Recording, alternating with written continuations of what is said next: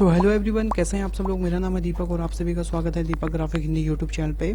सो यह है chapter number 16 and chapter number 15 में हमने बात की थी ब्लेंडर के बिल्ड मॉडिफायर के बारे में। सो आज हम जिस मॉडिफायर के बारे में बात करने वाले हैं वो है डेसिमेट मॉडिफायर, और ये काफ़ी एक यूज़फुल मॉडिफायर है। एंड अगर आपको अपने ऑब्जेक्ट को रीटोपो करना है या आपको आपके ऑब्जेक्ट के मैश को डिक्रीज़ करना है बट आपकी जो टोपोलॉजी है वो भी मेंटेन रहे, तो उसमें ये काफ़ी ज़्यादा हेल्प करता है। तो ये कैसे काम करता है चलिए शो करते हैं। सबसे पहले मैं ऐड करता हूँ इस मॉडल के अंदर डेसिमेट मॉडिफायर। सो मैंने मॉडिफायर सेक्शन से यहाँ पर डेसिमेट मॉडिफायर ऐड किया। जैसे ही आप डेसिमेट मॉडिफायर ऐड करेंगे आपको अभी इसमें कोई भी चेंजेस नहीं दिखेगा। सो सबसे पहले मैं यहाँ पर वायर फ्रेम इनेबल कर लेता हूँ ताकि आप देख पाएंगे एग्जैक्टली ये वर्क कैसे करता है। तो यहाँ आप देख सकते हैं अभी हमारा वायर फ्रेम लग चुका है। ओके, सो जैसे ही आप डेसिमेट मॉडिफायर ऐड करते हैं तो आपके पास कुछ ऐसे ऑप्शंस आते हैं। ओके, जिसमें सबसे पहले हमारे पास एक मोड आता है जिसमें हमारे पास 3 मोड होते हैं एंड मैं तीनों के बारे में आपसे अच्छे से डिस्कस करने वाला हूँ। एंड उसके बाद हमारे पास कुछ रेशियो होता है, face symmetry, triangulate and vertex group and face count. So ये सब क्या चीज़ है, चलिए इनके बारे में बात करते हैं। तो सबसे पहले आप यहाँ देख सकते हैं जैसे मैं इसका रेशियो कम करूँगा तो आप देख सकते हैं हमारा जो मैश है वो डिक्रीज़ हो रहा है। ओके, यहाँ से हम अपना मैश को डिक्रीज़ कर सकते हैं।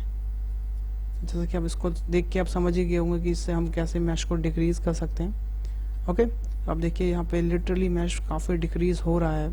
तो इसके थ्रू हम अपने मॉडल में काफ़ी मैश डिक्रीज़ कर सकते हैं। देन उसके नीचे हमारे पास एक ऑप्शन आता है, वो आता है सिमेट्री का।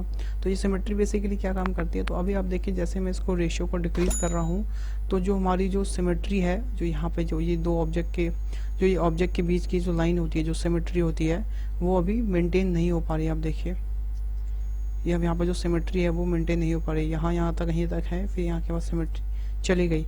तो उसके लिए हम क्या कर सकते हैं, मैं गया फ्रंट मोड में एंड अभी हमारा आप देख सकते हैं हमारा जो एक्सिस है वो एक्स एक्सिस पे है। तो अगर मैं यहाँ से सिमेट्री ऑन कर दूँ और यहाँ पे मैं एक्स एक्सिस सेलेक्ट कर दूँ यहाँ पे ऐसे, उसके बाद अगर मैं इसको डिक्रीज़ करूँ तो आप देखिए ये दोनों साइड इक्वल मैश करेगा और हमारी जो सिमेट्री है उसको वो मेंटेन करके रख रहा है। देखिए तो जो सिमेट्री वाला ऑप्शन है बेसिकली काफ़ी यूज़फुल है और इससे हमारे मॉडल की जो टोपोलॉजी है, और अगर आप चाहते हो कि हाँ मैं बाद में आधा डिलीट करके अपने हिसाब से मैश लगा सकता हूँ, तो हमारा जो ये मिडिल का जो सिमेट्री है वो मेंटेन करके रखता है। अब जो भी एक्सिस चूज़ करेंगे ये वो उस एक्सिस में काम करेगा, ये डिपेंडिंग ऑन योर मॉडल कि आपने मॉडल किस एक्सिस पे बनाया हुआ है। ओके, तो अभी हमारा एक्स एक्सिस पता है इसलिए हमने एक्स एक्सिस सेलेक्ट किया। तो आप देखिए काफ़ी अच्छे से वर्क करता है। एंड देन उसके बाद यहाँ नीचे आप देख सकते हैं यहाँ पे एक ट्रायंगुलेट का ऑप्शन है। तो अभी आप देख सकते हैं हमारे इस मॉडल में कहीं पे क्वाड है, कहीं पे ट्रायंगल है, कहीं पे एनगोन है। तो अगर आप चाहते हैं कि ये एनगोन ना रहें, सिर्फ क्वाड, ये सिर्फ ट्रायंगल रहें, तो आप यहाँ से उन ट्रायंगल्स को यहाँ पर कैसे आप क्लिक करेंगे तो अब देखिए हमारे पास अब सारे ही ट्रायंगल होंगे, कोई भी हमारे पास क्वाड एनगोन नहीं होंगे। ओके, एंड अगर आपको देखना है कि आपका जो मैश है वो कितना अमाउंट डिक्रीज़ हो गया है या फिर कितना आपको नंबर ऑफ़ फेसेस रखने हैं, तो अब यहाँ देख सकते हैं यहाँ पे हमारे पास एक फेस काउंट का यहाँ पे चलते रहता है नीचे। तो जैसे मैं इसको डिक्रीज़ करूँगा तो यहाँ देखिए हमारा फेस काउंट भी डिक्रीज़ हो रहा है। तो यहाँ से हम देख सकते हैं कि हमारे कितने फेसेस इंक्रीज़ हो गए हैं, कितने फेसेस डिक्रीज़ हो रहे हैं। तो ये एक काफ़ी यूज़फुल फीचर है और जिससे आप देख सकते हैं कि आपको कितना एग्जैक्टली नंबर ऑफ़ अमाउंट आपको मैश चाहिए आपके ऑब्जेक्ट में, आप यहाँ से वो चीज़ काउंट कर सकते हैं। ओके, तो ये था हमारा कोलैप्स की सेटिंग्स का। और यहाँ पे एक ऑप्शन और आता है वो है वर्टेक्स ग्रुप। सो वर्टेक्स ग्रुप बेसिकली क्या करता है कि अगर मान लो अपने कुछ नंबर ऑफ वर्टेसेस आपने सेलेक्ट कर लिए एंड वो अगर आप यहाँ पे सिलेक्ट करेंगे तो उसके बाद सिर्फ वो जो ये जो कोलैप्स वाला है वो सिर्फ उन्हीं वर्टेक्स ग्रुप पे अफेक्ट करेगा। कैसे मैं आपको दिखा देता हूँ एक बार। तो मैंने क्या किया, अभी मैंने से ऊपर के यहाँ पे ये फेसेस ये वर्टेसेस पकड़े, ठीक है। एंड उसके बाद में ऑब्जेक्ट डेटा प्रॉपर्टी में गया और यहाँ पे वर्टेक्स ग्रुप का ऑप्शन आता है। यहाँ पे मैंने प्लस पे आइकन पे क्लिक करके यहाँ पे मैंने असाइन कर दिया। और जैसे मैं यहाँ पे असाइन करूँगा उसके बाद फिर मैं दोबारा से इस मॉडिफायर सेक्शन में जाके यहाँ पे मैं वर्टेक्स ग्रुप पर जाके इस ग्रुप को सिलेक्ट कर दूँगा। अब आप देखिए जो हमारा जो ये डेसिमेट मॉडिफायर है ये सिर्फ उसी वर्टेक्स ग्रुप के साथ काम कर रहा है और किसी के साथ काम नहीं कर रहा, देख सकते हैं आप। ओके, तो ये होता है वर्टेक्स ग्रुप का काम बेसिकली। तो अभी के लिए मैं इसको हटा देता हूँ। देन उसके बाद हमारे पास दूसरा आता है, वो आता है अनसबडिवाइड का। सो ये अनसबडिवाइड बेसिकली क्या काम करता है, अगर मान लीजिए आपने अपने मॉडल में कभी स्मूथ मॉडिफायर लगा दिया, जैसे हम कहते हैं सब डिविजन सरफेस मॉडिफायर लगा दिया, और अब आप चाहते हैं कि नहीं अभी ये तो काफ़ी ज़्यादा मैश हो गया, मुझे ये डिक्रीज़ करना है, तो आप इसकी मदद से उसे अनसबडिवाइड कर सकते हैं। मतलब जो आपने चीज़ें सबडिवाइड की थी उसे अब आप अनसबडिवाइड भी कर सकते हैं। तो कैसे, आप देखिए यहाँ पर हमारे पास एक एट्रेशन वैल्यू आती है। अगर इस एट्रेशन वैल्यू को मैं यहाँ से बढ़ाऊँ तो अब देखिए 1 2, ठीक है। अगर मैं और कम करना चाहता हूँ, देखिए वो लिटरली वो स्मैश को कम कर रहा है। अगर मैं आपको दिखाऊं तो अगर मैं एक नया मंकी यहाँ पे ऐड करूँ तो अब देखिए इस मंकी और इस मंकी में कोई डिफरेंस नहीं है। और अगर मैं इस मॉडिफायर को डिसेबल कर दूँ तो आप देखिए हमारे पास इतना एक काफ़ी ज़्यादा मैश वाला एक मंकी था, और जो हमने इससे अनसबडिवाइड करके इसे लो पॉली कर दिया। तो ये कुछ केसेस में ये काफ़ी ज़्यादा यूज़फुल होता है, कुछ केसेस में सही से काम नहीं करता, पर मोस्टली ये बहुत अच्छा काम करता है। ओके, तो ये काम करता है हमारा अनसबडिवाइड वर्क। एंड लास्ट ऑप्शन हमारा है प्लेनर। तो आप देखिए जैसे ही आप प्लेनर वाला ऑप्शन पे क्लिक करते हैं तो हमारे ऑब्जेक्ट में कुछ ऐसे बड़े बड़े से ब्लॉक्स बन जाते हैं जिन्हें हम जेसन फेसेस भी कहते हैं। ओके, तो ये बेसिकली क्या करता है कि जो प्लेनर है ये जितना भी हमारा मैश होता है हमारे ऑब्जेक्ट के अंदर उसको एज अ प्लेन में मतलब डिवाइड कर देता है। ओके, एंड जो भी इस एंगल के लेस देन में आते हैं, मतलब जो भी इस एंगल के अंदर में आते हैं 5 डिग्री के अंदर में जो भी आते हैं उसने उसको उन सबको प्लेन कर दिया। ओके, अगर आप यहाँ से लिमिट बढ़ा देंगे तो ये फेसेस और डिवाइड हो जाएंगे, देखिए और ज़्यादा गैप बढ़ जाएगा। अगर मैं इनको कम कर दूँ तो एकदम ख़त्म, ठीक है। देन उसके बाद हमारे पास यहाँ पे कुछ ऑप्शंस आते हैं, जैसे कि डिलिमिट ऑप्शंस है। पर डिलिमिट ऑप्शन से पहले मैं आपको बाउंड्री समझा देता हूँ कि ये क्या है ऑल बाउंड्रीज। तो जैसे मैं इस ऑल बाउंड्रीज पे क्लिक करूँगा तो आप देखिए कि यहाँ पे जो एक्स्ट्रा जो वर्टिसेस जो थे फेसेस पे वो अब ज्वाइन हो गए हैं, ठीक है। अगर मैं इसको ऑफ करूँ तो आप देखिए तो यहाँ पे जो ये एक्स्ट्रा फेसेस था, मतलब जो एक्स्ट्रा वर्टिसेस था और खाली जो प्लेन फेसेस पे उसने इसे मर्ज कर दिया बेसिकली, ठीक है। जैसे जैसे मैं इसका इंक्रीज करूँगा तो ये उसी हिसाब से अकॉर्डिंग मर्ज करता चले जाएगा। और बेसिकली अगर आप देखेंगे तो ये 90 डिग्री पे भी काफ़ी अच्छे से काम कर रहा है, ये देखिए।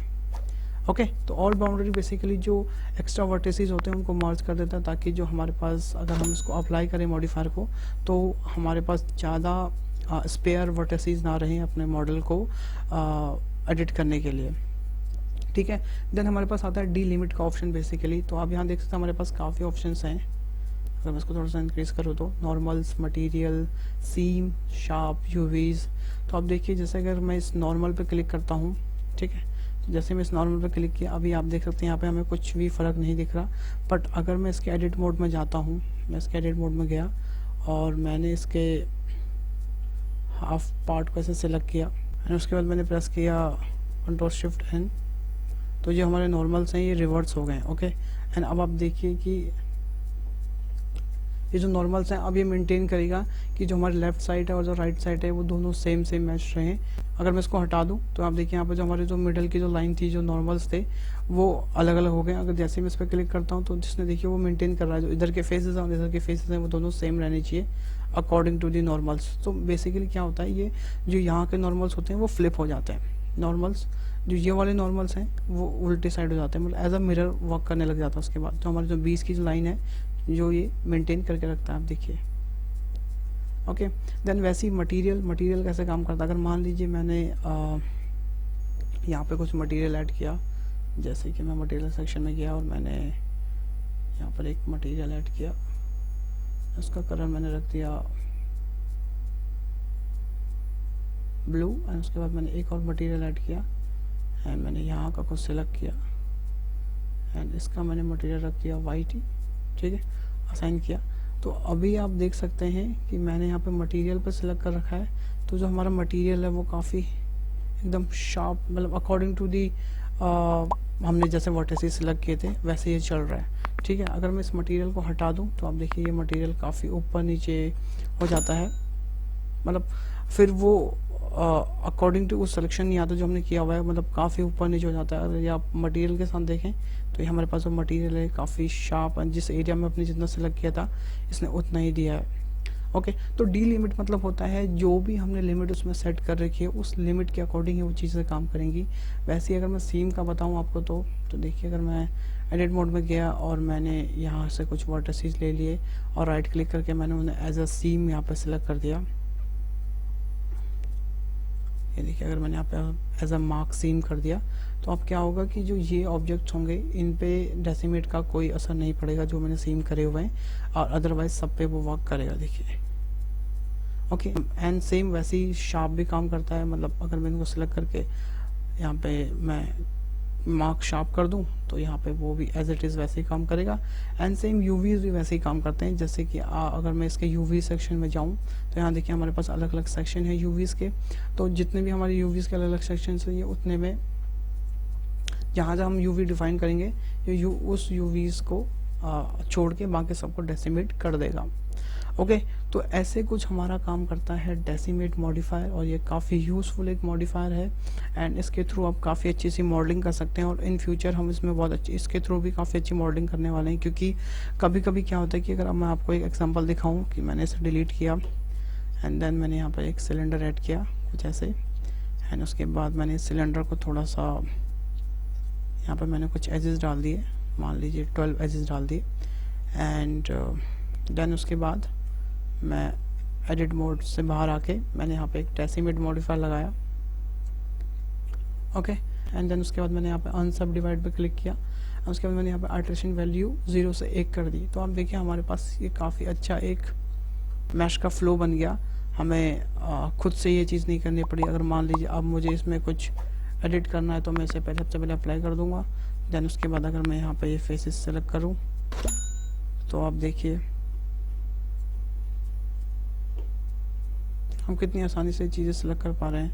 और उसके बाद अगर आपको उसको एक्सट्रूड करना है आप इसे एक्सट्रूड कर सकते हैं। ये देखिए, तो इसके थ्रू हम काफ़ी अच्छी कॉम्प्लिकेटेड मॉडलिंग भी कर सकते हैं, और हम करेंगे भी। हम आगे इसके थ्रू भी काफ़ी अच्छी मॉडलिंग करेंगे, जैसे सोफ़ा मॉडलिंग हो गई, बेड मॉडलिंग हो गई। एंड अगर आपको अगर आप कोई प्रॉप्स बना रहे हैं और उसके अगर तलवार का अगर आपको हैंडल में अगर कोई कपड़ा बनाना है तो हम इसके थ्रू उसको सिलेक्ट करके वो चीज़ कर सकते हैं।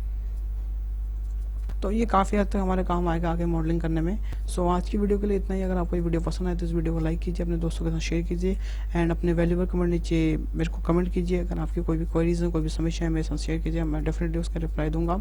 एंड तब तक के लिए अपना ध्यान रखिए। Bye bye, take care and stay home guys.